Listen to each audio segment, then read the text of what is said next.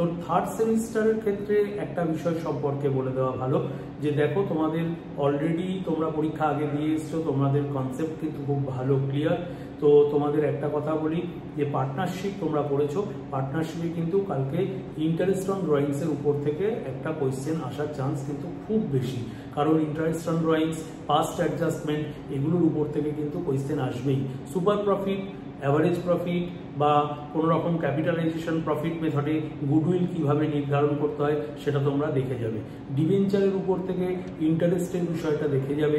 ডিবেঞ্চারের ক্ষেত্রে তোমাদের তার ইস্যু এবং তার রিডেমশন যখন হয় সেক্ষেত্রে তোমাদের কি কি জিনিসপত্রগুলো দেখে যাওয়া উচিত, যে তোমাদের পার হলে অর্থাৎ issue at par, redemption at par, issue at premium, redemption at par, এরকম 6টা সিরিজ দেখবে, প্রত্যেকটা বইয়ের মধ্যে দেওয়া আছে, একটু কিন্তু লাস্ট মুহূর্তে একটু দেখে নাও।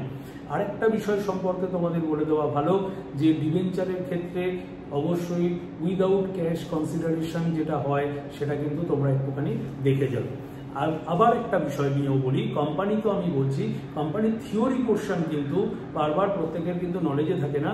কোম্পানি আমাদের স্যার শেয়ার নেই এরকম কিন্তু ভাবা যাবে না, কারণ শেয়ারের ওপর থেকে কিন্তু থিওরি পোর্শনটা পুরো আছে।